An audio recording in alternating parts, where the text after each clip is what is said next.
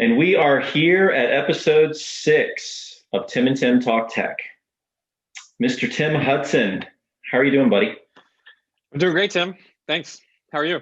I'm good, man. I'm good. Good, good, good. You know, it is December 23rd, and we're 2 days away from Christmas. And got my red on today, celebrating the holiday. Little green ambiance back there in the background. Had to show a little Christmas spirit today. So good stuff. So we're going to do a little something different. We've spent the last 5 episodes, and we've talked about a variety of tech topics. And I think today we'll talk a little bit about tech, but I think that just in remembrance of the time of the season, we should talk a little bit about 2020. This will be our final episode for this year as we look forward to 2021. And Tim, I'd be curious to kind of get some of your thoughts in terms of what you thought and what you personally saw this year. And then I think that we should probably, finalize this session with just a little bit about what are we thankful for. I think often, we take a lot of things for granted as a general population. And, this time of year brings out that emotional side to us, right? Where we kind of peel back the onion a little bit and we get to talk a little bit about how we feel, what we think with regards to those things that are important to us. So, Tim, you think that's good with you? Yeah, I have so much to say. What a year. I mean, there is a lot of really positive topics that come to my mind. There's plenty of negatives. When I think about this year, I reflect on lots of the things that went on were really good for me. They were good for my family. They were good for my organization, or at least things were handled very well. When I think about problems or challenges this year, they're all first world problems, aren't they? I imagine that is possible for many, many folks out there. When I think about work or this year from a work perspective or tech perspective, I think it's impossible not to think mainly about the change in work lifestyle, how that impacted what we do. I mean, I was a person who was, like many of my peers, on airplanes a lot. I don't think I flew after February. Platinum Delta guy, right? Not doing that anymore. Very Not different. anymore. No. And when I think about this year, I think about what we did and how we acted differently because of those types of changes. Maybe we think about Veeam as an organization. Maybe I think about my service provider partners, those who I work closely with. I mean, that's my entire job is based on these partners. And so I do think about what they did. How did I help them? Did I hinder them at all? I certainly hope not. I think about what personal choices I made from a professional perspective because I wasn't flying. I wasn't doing this. I basically wasn't doing the same job I had the last 3 years at Veeam. Lots of different things this year.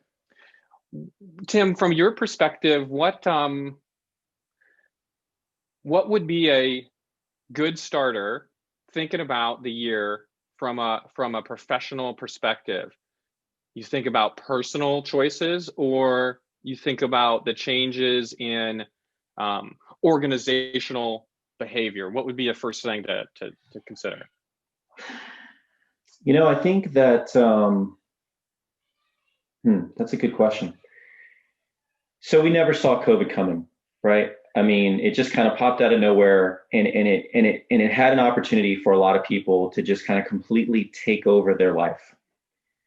And I think from an organization perspective, for those of us that are in sales that are used to being out on the road, used to constantly being engaging and interactive with customers, that there was a bit of uneasiness initially for those folks about communication is key, relationship is key, right? Sharing of information is very, very important. And we now have to ensure that we maintain that level of communication with our partners, irregardless of whatever's happening out there in the ecosystem, right? And so the personal investment, right, for those of us is we've got to come up with unique and better ways of being able to do that. So personal investments in technology that we use at home, right? Webcams, microphones, backdrops, you know, making sure that we are available maybe in a little off hours, right? Again, just doing whatever it would take to make sure that we could communicate, we could be available when we needed to be. Um, it turned out to be this very interesting thing, at least from my perspective, because while we seem to get back a lot of our time, right? That time that we're not driving down the road, that we're not on our way to an airport, that we're not sitting on a plane, that we're not in an Uber on the way to the hotel. That time was time that we could reinvest back into our job, right? With nobody asking us to do it, we just kind of did it, right? You kind of feel the need, you feel the sense, you see the opportunity, and you take it. And I So feel, Tim, I feel like we almost had to, from a professional perspective, because of who we are and who we work with, and who we work for. From that perspective, you think about the time that we wanted to reinvest.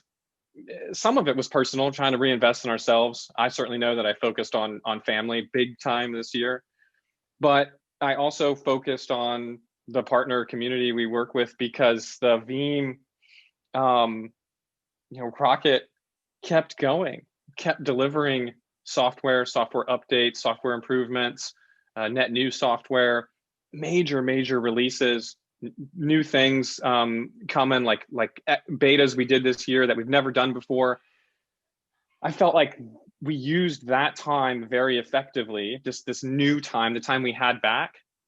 I felt like we did use it very effectively to communicate with people and educate and engage in new things that we'd never done before, because we maybe didn't have the time, or we met those communication requirements in other ways, physically being in front of somebody, for example.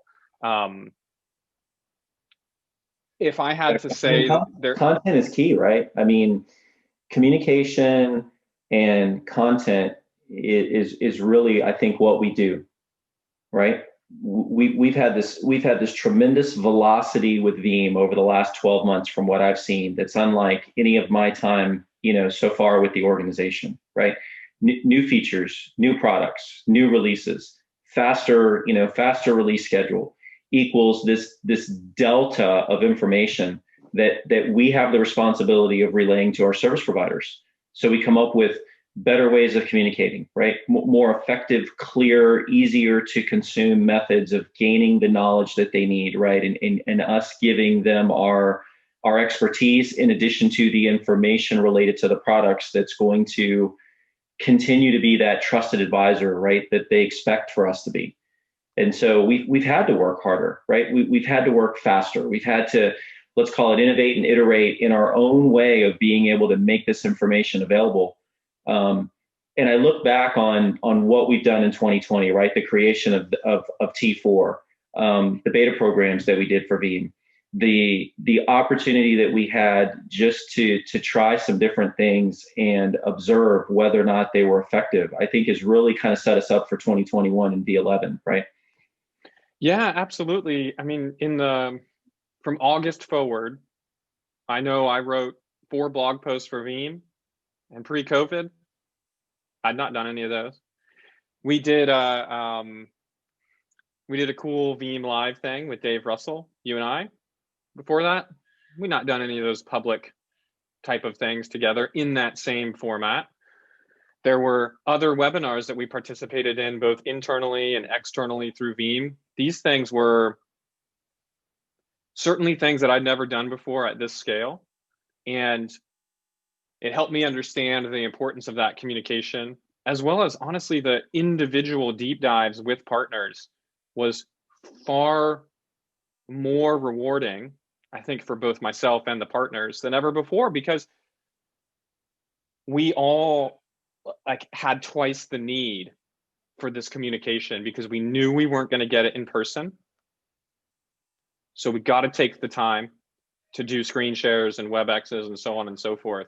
And I saw significant success with our partner community, mainly because these were folks who put in the real time and effort to double down during this, the last 9 months, as well as service providers were significantly in demand during this time to help folks make certain IT transitions or to help them, meet their requirements because of the type of scenarios that COVID brought about, be it work from home lifestyle and telecommuting, or be it prevalence of ransomware and malware and malicious attacks. Yeah. So Tim, here's a question for you. Put you on the spot. Your biggest takeaway 2020 from a technology standpoint, could be Veeam, could not be Veeam. What's the biggest takeaway for you in 2020 in terms of an unexpected or new and innovative way of doing your job? So for me, it is society's realization that the type of lifestyle that I've wanted to live myself for the last few years is actually imminently accessible to most people, and we can all still perform a great professional effort from home. And what I mean specifically, I don't live in the middle of nowhere, but I don't live in a big city. Okay. You live in the middle of nowhere. I've seen your house. All right. Kind of live in the middle of nowhere. Got a lot of land. It's good for myself and my family.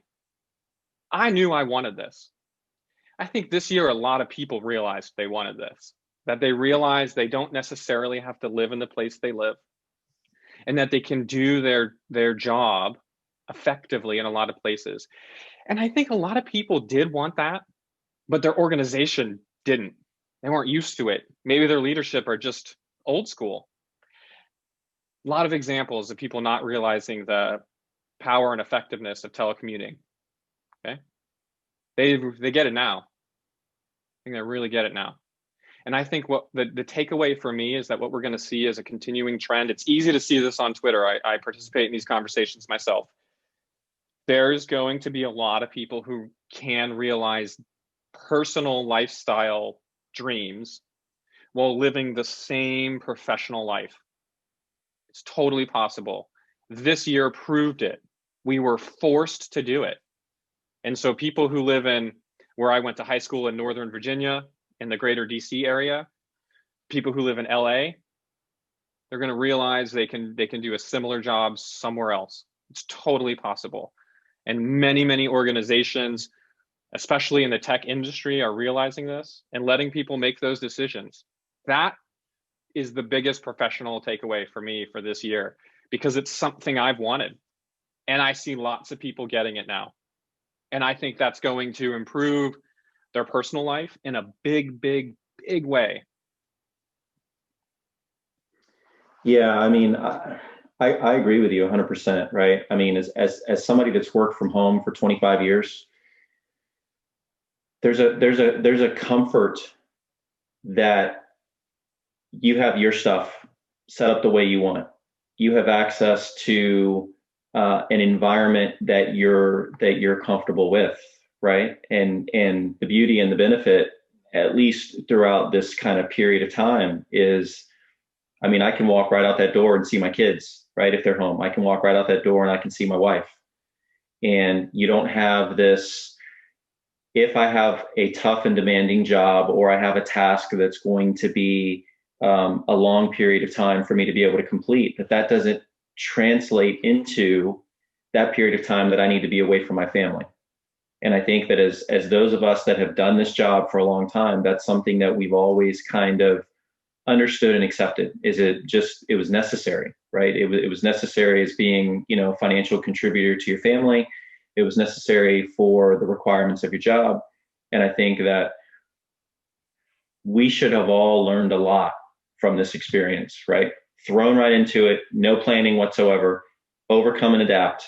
And I think that the results, if you focus on the positives over everything that's transpired over the last 9 months, that we can work from home and be effective. Everybody, right? In most cases, we can in some, argue that we're even more effective working from home than we are working in the office.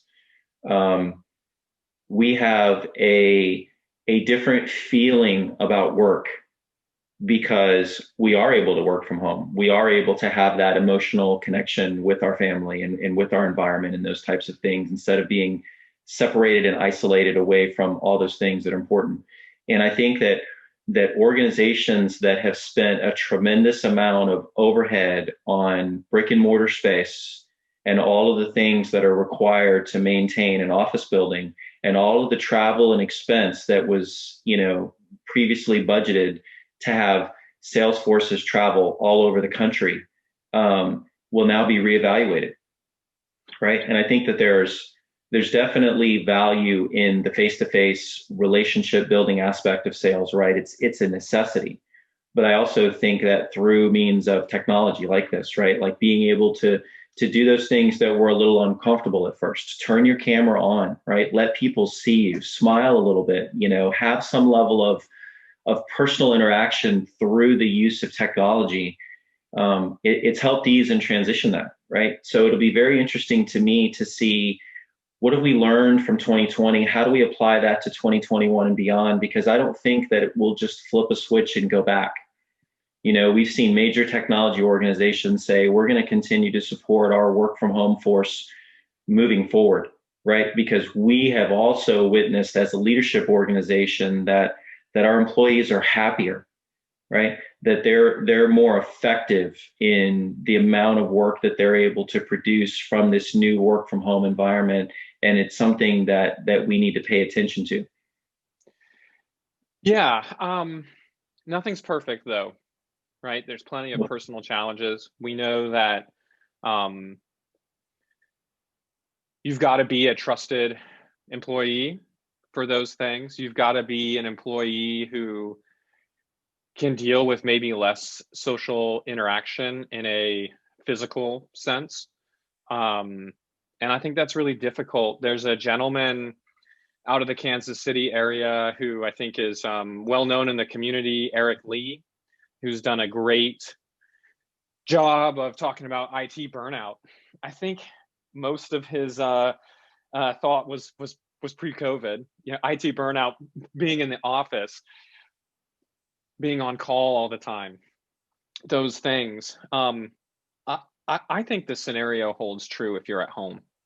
I felt that this year. I think it's a first world problem, but I know that it's true for a lot of people. I found myself, this speaking from personal experience, of course, I found myself working early, getting up and getting on the laptop by 7:15. That's just like felt like the thing I had to do. I found myself working late, well after 5. Wife's calling me up for dinner, and I'm still cranking. That's a long day, and I found myself in bed reading emails, and on the weekend answering emails or doing lab work. On the one hand, that might work very well for getting my job done, making my boss happy, making my partners happy. Might help me professionally. I might learn a lot, but I felt it wearing on me for sure. And when I'm thrust into those personal situations, being close with my family all the time because there's not a lot to do out in the wild, there was definitely some personal impact there. I'm sure lots and lots of folks listening to this are going to feel the same. And I would just, I'd tell you that I think it's something each individual needs to work on themselves and figure out what it is they, need to make that work. How do you tell yourself to stop working? I think it's very difficult if you're a dedicated professional who loves what they do. But you got to be able to do it, or you're gonna be a bad example in the future, I think. And any thoughts on that? Do you ever experience that, perhaps? No, I have. We don't have enough time in this video, dude, for me to appropriately, respond and give you some life history there for me. But I'll say this without being disrespectful to any corporate organization, right? There's always going to be work. There's always going to be something to do. There's always going to be an email. There's always going to be a task. There's always going to be something that you want to do professionally, especially if you enjoy your job and you love technology, that you don't necessarily have to do right that moment. None of us are promised tomorrow. And for that reason, you have to recognize the fact that you need to spend as much time as you can with your family. You need to spend as much time as you can with your friends. You need to spend as much time as you can with your kids, right? You have to identify the signs that say, this is the utmost important thing that I need to take care of right this minute, and work will always be there, right? That doesn't mean don't do your job, don't do it well, don't do the things that you're asked to do. What I'm saying is don't let that become an obsession and take over your life, right? Put in your job, put in your time, do a good job, right? Make your employer proud, make yourself proud, your name, your reputation, your image. We all have that responsibility. But the burnout thing is very, very real. It's very, very real for many people, right? Hey, dinner's ready. Okay, I'll be there in a minute. Family's at the table, nice hot dinner that your wife has prepared. You want to get this one more thing done that you think is going to take 30 seconds, and 25 minutes later, you finally get up from the desk and you walk out there, your family's finished eating, your food is now cold, your wife has this, you can't even come eat food with me, kind of look on her face. I know that feeling. I've been in that situation and I understand those characteristics. And so that is a very real concern, I think, that we all need to be aware of, and just acknowledge that we need to make time for our family. We need to make time for those things that are important, especially during these pandemic times. And, Tim, to your point, right? I'm 6:45, I'm sitting at the desk. And I know I'm getting instant messages from you. when it's a valid point, right? I mean, don't be afraid to shut the laptop, walk away from the keyboard, go out and get some fresh air, do something for you, give your wife, or husband, whatever's appropriate, whoever's watching this, a hug. Take care of those things that are important, right? Because you can always get another job.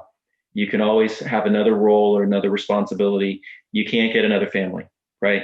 And when you get burned out, your attitude changes, your mentality changes, right? Your things that you look forward to on a daily basis change, and that ultimately affects the smile on your face, right? Which we all need to be very, very aware and cognizant of. So especially during the holidays, Tim. I mean, yeah, this is a time that it's great to see so many of our peers take time off. It's great to see them when they're not answering emails during their time off. It's a really important time of the year for people to focus inwards, I think, on themselves, unless of course it's your job to be on call and deal with the particular problem that is occurring, right now. So you got to make that a priority. I know that from experience. Most of us who are watching this, I'm sure, have been on call for years, and they get it.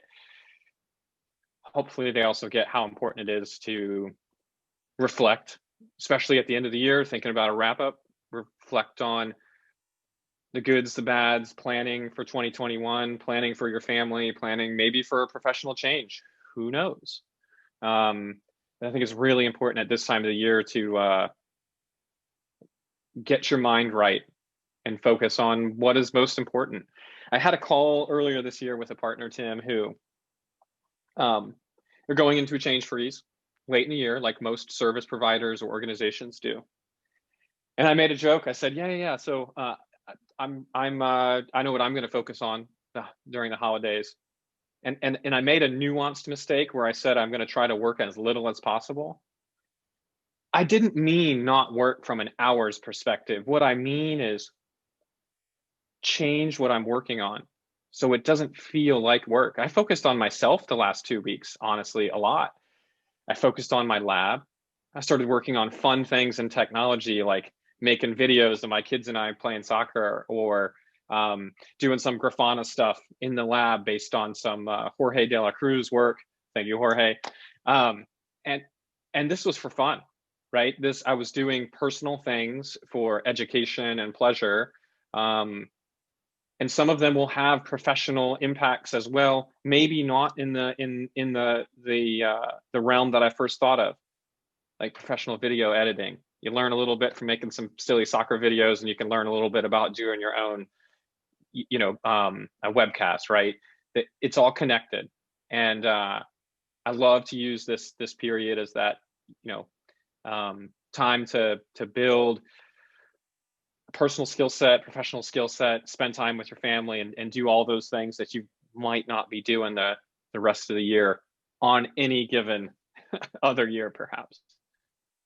Yeah, definitely. Tim, in the spirit of being thankful, maybe we should wrap with three things that we're thankful for.